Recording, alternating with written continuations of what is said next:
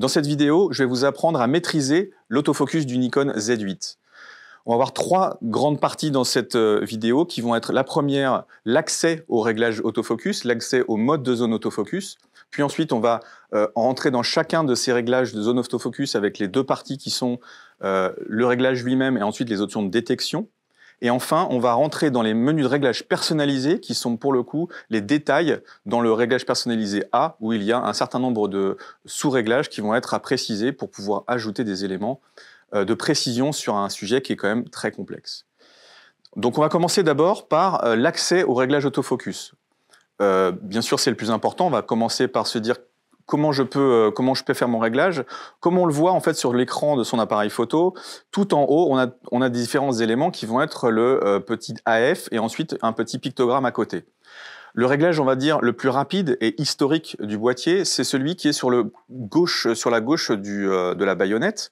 Sur ce bouton, quand on appuie, on voit bien qu'on a un affichage qui s'affiche en jaune et qui est comme l'ensemble de tous les réglages qui permet de mettre en lumière ce qu'on va régler. Et ensuite, on va agir sur la molette arrière et sur la molette avant du boîtier. La molette arrière, par exemple, va nous donner des différents réglages sur le mode AF lui-même et la molette avant, le mode de zone AF. Il est clair que ces réglages sont les accès rapides quand on est en situation et qu'on a déjà pré-paramétré ces réglages. Donc c'est dans ce cas-là qu'on va utiliser le bouton latéral et les molettes avant et arrière. Il y a une autre façon maintenant d'accéder à ces réglages, qui est on va dire le réglage intermédiaire, qui est le fait de passer par les menus directement. Là, on est plus précis. On va pré-paramétrer son boîtier avant de sortir, avant d'aller en prise de vue. Et là, on va appuyer sur le bouton menu. Dans le bouton menu, on va être dans le réglage du prise de vue photo, donc le premier qui est en haut de tous les menus, à gauche en vert. Et on va, au lieu de descendre ici dans le menu prise de vue, je vais remonter, parce que c'est une sorte de tapis roulant. On remonte dans les réglages et on va passer sur presque l'une des dernières pages du menu, qui sont très nombreux. Et on va commencer par le mode de mise au point, comme je vous ai montré tout à l'heure sur les réglages rapides, puis le mode de zone AF, et la troisième couche qui sont les options autofocus de détection de sujet. Là, c'est plus explicite, c'est plus précisé, et on va pouvoir rentrer dans chaque menu, comme vous le voyez, avec les différents réglages qui sont ici. Là, je ne les détaille pas encore parce que je vais utiliser la dernière pour vous montrer pas à pas quels sont les différents types de réglages. Donc on a vu déjà deux premiers réglages qui sont l'accès rapide sur le côté du boîtier et le deuxième qui est dans les menus quand on préconfigure ces menus. Maintenant, le bouton I qui est, comme je le répéterai de nombreuses fois dans les vidéos, c'est un bouton absolument clé sur les Nikon Z. C'est le bouton où on accède directement aux différents réglages. On va commencer par le mode de mise au point qui est clairement le plus simple, entre guillemets. Il n'y a que trois réglages possibles. Le premier qui est l'autofocus ponctuel, dans lequel on va plutôt avoir une mise au point qui va être, on va dire, statique. C'est le côté ponctuel, c'est-à-dire qu'on n'aura pas de modification de la mise au point quand on appuie sur le déclencheur à mi-course. On fait son point une fois et ensuite, on va avoir un bip, normalement, de confirmation qui va nous permettre d'avoir une certitude que la mise au point ne bouge pas. Ensuite, on a l'AFC qui est clairement le plus élaboré et qui va demander beaucoup de réglages et de compréhension, qu'on va voir ensuite en détail dans les autres menus. J'y reviens ensuite. Et le menu MF, de mise au point manuel, Manual Focus en anglais, qui permet de débrayer la mise au point autofocus et de confier ce travail à la bague de mise au point manuelle qui est sur l'objectif. Donc là, on va se mettre en mode AFC, qui est l'autofocus continu, qui pourra servir dans presque toutes les situations. Donc je passe maintenant au mode de zone autofocus, qui est clairement celui dont l'autofocus continu va être le plus développé, et on va pouvoir passer à travers les différents sujets. Le premier, on est parti, mode ponctuel. Si j'appuie à chaque fois sur le OK, je vais vous montrer ce que ça donne. Ici, j'ai Roland qui va être mon sujet pour l'ensemble des précisions des différents modes. Vous voyez ici que je bouge avec le pad, avec le sélecteur multidirectionnel à l'arrière du boîtier. Directement, j'ai une zone qui ne bougera pas en termes de géographie sur sa zone. Je décide de fixer géographiquement le point. Donc ça veut dire que quand j'ai la mise au point qui va se faire, elle va se faire uniquement dans la profondeur. Elle ne bougera en fonction d'aucun autre sujet. C'est moi qui décide à quel endroit je le fais. Donc ensuite, on a trois modes qui sont les mêmes, c'est-à-dire qui sont la même fonction, mais avec trois différentes tailles. C'est le mode dynamique. Le mode dynamique, il est S, M ou L. Je vais vous montrer ce que ça donne en S. Déjà, ici, ça vous donne un collimateur qui est assisté de 9 collimateurs autour. Le mode dynamique, quelle que soit sa taille, il va être utilisé pour être le plus véloce de tous les modes autofocus quand les sujets vont bouger dans la profondeur, parce que évidemment, on ne change pas non plus la mise au point en termes de spatial, on va dire en largeur, en hauteur, on va le gérer uniquement en profondeur. Donc ça, c'est l'autofocus le plus abouti, le plus véloce et le plus détectif quand un sujet est extrêmement rapide mais qui va se conserver dans cette zone. Donc on l'utilisera par exemple pour aller chercher des oiseaux par exemple qui vont être sur une extrême vitesse par rapport à un cadre où en général on a une optique de longue focale, ou un skieur qui va aller très très rapidement et qui va falloir qu'on suive quels que soient ses mouvements. Donc le mode de zone dynamique, en fait, on va l'utiliser avec des longues focales quand on va être certain de la zone dans laquelle on va aller chercher le sujet et qui va être vraiment le plus véloce pour aller le chercher dans une profondeur. Donc ici, on a vu le mode zone dynamique S, ensuite on a le M, puis le L. Je vous montre le L par exemple, là il va être beaucoup plus grand. Pourquoi on va choisir une différente taille en fait de taille de collimateur global? C'est tout simplement plus le sujet est petit dans le cadre, alors ça le petit ça va dépendre de la distance de l'appareil photo et aussi de la focale, plus le sujet va être petit, plus on va prendre une grande taille parce que tout simplement ça fait un peu comme un piège. Si le sujet est très petit, on va avoir beaucoup plus de chances de l'attraper entre guillemets, dans une grande taille de zone dynamique que l'inverse. Donc au choix, si on photographie une moto plein cadre, on va être plutôt en dynamique S. Et quand on va être dans le suivi d'un avion qui va prendre 10% ou 5% de la surface du cadre, on va plutôt être sur le dynamique L. On continue avec les différentes zones le mode de zone AF. On a aussi là alors une élaboration sur le mode ce qu'on appelle Wide Area. Dans les différents modes, il y en a 4. Donc ces modes de zone large, c'est un très grand collimateur. On a développé ces collimateurs en fait pour faire des boîtes de prise de vue qui sont extrêmement modulables déjà. Les deux premières ici qu'on a en S et en L sont plutôt carrées ou rectangulaires de façon assez simple en proportion. Je vous montre ici le mode L qui est une boîte horizontale, on va dire ici. Et je vous expliquerai pourquoi après on a un autre cadre dans le cadre qui est en blanc. On revient ici sur les modes de zone AF. Et là, je vais passer un instant simplement pour vous expliquer ce que sont que ces modes de zone qui sont paramétrables. Ça s'appelle Wide C1 et Wide C2. On peut sélectionner et fabriquer deux types de zones AF qui vont être complètement spécifiques en fonction de son sujet. Et ça, c'est très très intéressant. Pourquoi? Parce que tout simplement, quand on va choisir ici ce mode-là, quand vous voyez en bas des menus, vous regardez bien, vous avez un OK avec un trait, ça veut dire qu'on appuie longtemps sur le bouton OK ici à l'arrière du boîtier, et là on va accéder au paramétrage en fait de cette zone. Et vous voyez ici que vous avez une barre horizontale, c'est marqué 19 x 3, en gros c'est 19 collimateurs horizontaux et 3 verticaux, et là vous allez pouvoir modifier sa taille et en faire par exemple ici une barre verticale, par exemple là, parce que ça m'intéresse d'avoir une barre de prise de vue. Je ne veux pas avoir mon sujet qui est perturbé par ce que j'ai à gauche, en l'occurrence le boîtier de tournage de Roland. Donc si je vais préciser la chose ici, je vais dire OK. Et là, quand j'ai ma zone, je peux la positionner de façon à ce que ce soit une barre. Ces barres, pourquoi je dis une barre? Parce que c'est comme si on avait une sorte de barre de détection.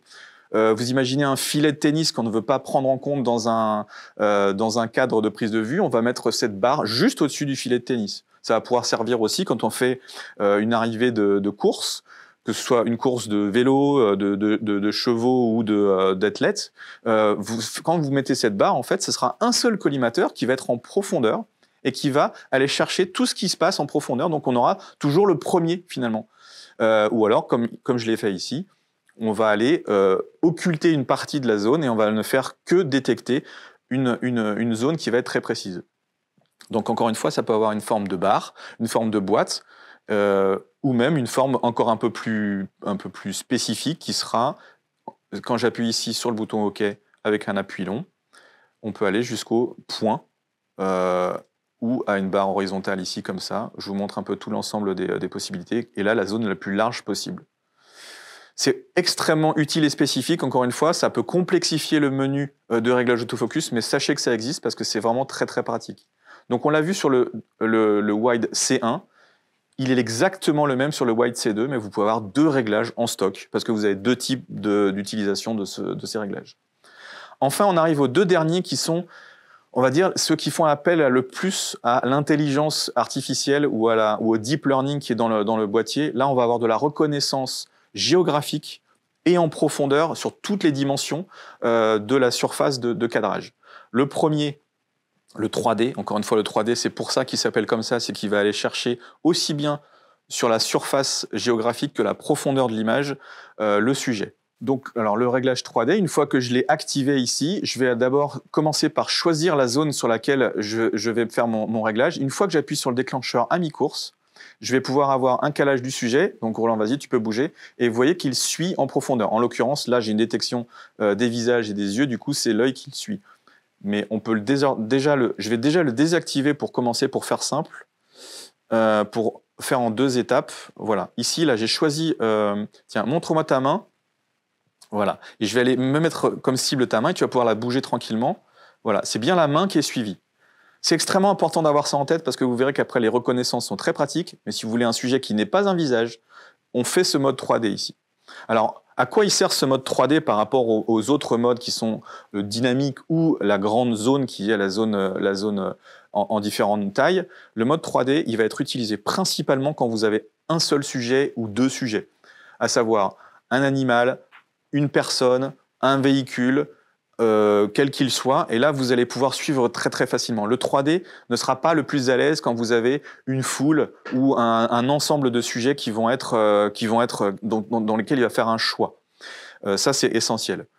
En revanche, quand vous avez une personne, même simplement qui parle en interview et que vous avez la visée à la main, c'est vraiment l'arme absolue en termes de cadrage et c'est le plus réactif parce que vous savez que vous pouvez bouger par rapport à votre sujet et votre sujet peut bouger par rapport à vous. Ce qui fait que le 3D est une espèce d'élément qui va en fait vous lier à votre sujet, quel que soit votre cadre. Le dernier réglage auquel on va accéder, c'est l'automatique. Comme depuis longtemps, je me permets à chaque fois d'insister sur le mode automatique, parce que l'automatisme en général, on en a plutôt peur, parce qu'on ne sait pas ce qu'il va faire. En l'occurrence, c'est le mode le plus efficace, et avec l'expérience, vraiment, on nous l'a montré sur plein de sujets, pour faire la mise au point sur un sujet dont on ne connaît pas la provenance, c'est-à-dire qu'il va rentrer dans le champ. Le mode automatique, il est là pour ça. On va appuyer à mi-course sur le déclencheur et on va se dire c'est évidemment le bon choix qui a été fait et qui va donner le plus de taux de réussite. Il va prendre l'ensemble de la zone de mise au point, on le voit sur les petits angles rouges ici. On est bien loin des zones automatiques qui étaient sur le centre du capteur ou le centre de la visée sur les réflexes. Là, on a 94% de la surface du capteur qui est prise en autofocus. Et là, en l'occurrence, quand on ne sait pas d'où vient le sujet, c'est-à-dire un saut, un animal qui arrive dans un cadre, encore une fois un véhicule qui va arriver très très vite. Si on veut être certain de l'avoir mise au point, peut-être avec moins d'exigences sur le cadre, on va se mettre en mode de mise au point automatique. C'est vraiment vu la puissance du calcul du Z8, vous allez avoir un taux de réussite qui va être vraiment exceptionnel. Voilà, maintenant qu'on a fait toute la partie mode de zone AF, on va juste passer sur la détection des sujets et c'est là où c'est vraiment impressionnant. Je vais me mettre volontairement en mode C1, si vous vous rappelez, c'était une barre ici comme ça. Je vais ajouter à ce mode de réglage la détection des sujets, en l'occurrence des visages, où j'aurais pu mettre en tout auto. Et vous allez voir qu'effectivement, en fonction de là où je positionne, même si je me positionne sur le torse ici ou sur le début du visage, même si le visage en fait n'est pas cadré dans cette zone-là, parce que c'est intégré dans cette boîte, vous avez la mise au point qui va partir sur l'œil. Et ça, c'est vraiment, en termes de compréhension, il est extrêmement important de considérer que, voilà, c'est très bien de faire comme ça. Ici, j'ai le cadre qui revient, et hop, je pars là, et vous voyez que c'est la détection des visages qui va prendre le dessus. Cette boîte-là sera une sorte de zone de piège. C'est comme ça qu'il faut qu'on voit la détection des sujets. C'est la zone où je veux que mon sujet soit acquis. Et ensuite, l'autofocus décide par cette intelligence, cette reconnaissance, d'aller trouver le sujet et d'aller faire le point, même si ce n'est pas exactement dans la boîte. Il faut que la boîte simplement soit adjacente ou par-dessus le sujet que vous allez acquérir en photo. Donc c'est vraiment un élément essentiel de comprendre ces deux couches de réglage le mode géographique de mise au point et ensuite la typologie de détection des sujets. Quelle typologie de détection des sujets a-t-on? Donc, comme je vous disais, on a soit le tout d'automatique, donc quels que soient les sujets, l'appareil va choisir. Donc ça va peut-être demander un tout petit peu plus de temps, mais beaucoup plus de taux de réussite si vous ne savez pas ce que vous allez avoir comme sujet. Sinon, vous en avez plusieurs qui sont les humains, les visages, les animaux, les véhicules, on va dire terrestres, et maintenant, qui est en nouveauté sur le Z8, les avions. Et bien sûr, vous pouvez le désactiver. Comme je vous ai montré tout à l'heure sur le mode de 3D, on désactive la détection des sujets quand on ne veut pas que ce soit un visage qui soit pris en photo, par exemple. Vraiment, quand on va avoir un objet, une main, qu'on va pouvoir faire une mise au point spécifique, il faudra vraiment se rappeler que c'est ce mode de détection qui va faire que ça saute automatiquement sur le visage, et donc du coup qu'on n'aura pas la mise au point sur une autre partie du corps, par exemple, si c'est une personne. Voilà, maintenant on a fait vraiment l'ensemble de l'explication. J'espère que ça va mieux maintenant pour choisir vos différents modes de zone autofocus. En continu surtout, on sait comment on y accède. Et maintenant, on va rentrer dans les menus de personnalisation. Donc les réglages personnalisés autofocus existent depuis très très longtemps, depuis le début des appareils photo numériques. Et au fur et à mesure des générations, il y a eu de plus en plus de réglages. Donc il est important de maîtriser certains de ces réglages plus que d'autres pour être certain d'avoir un taux de réussite le plus important possible. On va descendre dans le menu les 15 réglages de mise au point pour que vous soyez à l'aise avec l'ensemble de ces réglages et surtout que vous les paramétriez globalement une fois et avant de démarrer votre prise de vue. Après, on n'y revient plus en général, sauf si on a vraiment beaucoup de changements de sujet. Le premier A1, priorité au mode autofocus, AFC. Donc ça, c'est l'autofocus continu. Soit vous donnez la priorité au déclenchement, soit à la mise au point. Donc ça, c'est assez explicatif par soi-même. Je vous rappelle que vous avez toujours la possibilité d'appuyer sur le bouton point d'interrogation qui est en bas à gauche sous le pad ici, qui vous permet de lire ce qui se passe. Et ça, c'est déjà une bonne explication. Mais là, je vous l'explique précisément parce que certains des menus n'ont pas forcément cette aide contextuelle. Le mode donc AFC en termes de priorité, soit il est au déclenchement, ça veut dire que même si la mise au point n'est pas faite, on y va, on déclenche. Et quand on est en rafale en fait de prise de vue, parfois c'est le déclenchement qui va être plus important que la mise au point. Et en général, on vous conseille toujours de mettre ça tellement l'autofocus du Z8 est véloce. On peut aussi faire une sorte de part des choses, c'est-à-dire un mélange de confirmation de la mise au point et de déclenchement qui va être un intermédiaire de temps. Ça, c'est vraiment quand on se dit, moi, la première image est la plus importante. Et là, à ce moment-là, on va aller plutôt chercher ce réglage. Sinon, c'est déclenchement. Le deuxième, A2, c'est la priorité du mode AFS. Donc, clairement, ici, on va laisser tel quel sur le réglage de base. Évidemment que si on veut faire de la mise au point AFS, il faut que la confirmation du point soit faite. Donc là, on va le choisir sur mise au point. Sinon, le déclenchement irait plus vite, mais on n'est pas certain que la mise au point soit faite. Donc on va laisser sur mise au point. Le troisième, un réglage historique et vraiment à bien comprendre, il est plus important encore que les deux premiers, c'est le lock-on. Lock-on, ça veut dire combien de temps je reste collé. Lock-on, c'est collé vraiment, c'est cadenassé sur mon sujet. Ça veut dire quoi? Évidemment, on voudrait qu'il soit toujours collé au sujet, l'autofocus. Mais en fait, là, on parle de qu'est-ce qui va venir perturber la mise au point entre mon sujet et le boîtier. Ça, c'est très, très important à entendre. C'est-à-dire qu'il peut y avoir une perturbation, quelque chose qui passe, quelqu'un qui passe, ou simplement le sujet passe derrière un objet qui sera un obstacle visuel. Et là, en fait, on va déterminer de combien de temps on laisse l'autofocus ne pas modifier sa mise au point, c'est-à-dire rester sur le sujet qui est mon sujet principal. Donc on va vraiment, ce qu'on appelle réponse AF si obstruction du champ, c'est ça que ça veut dire. Ça veut dire qu'on va laisser coller l'autofocus le plus longtemps possible sur son propre sujet, ou alors, à l'inverse, quand on va être en réglage 1, on va vite sauter sur le sujet qui est obstacle au départ, mais peut-être pas un obstacle finalement, parce que c'est peut-être des joueurs de handball ou de n'importe quel sport collectif, par exemple. Et là, on va vouloir toujours venir sur le sujet qui est le plus proche de nous. Mais c'est là qu'on va le décider, c'est à cet endroit-là.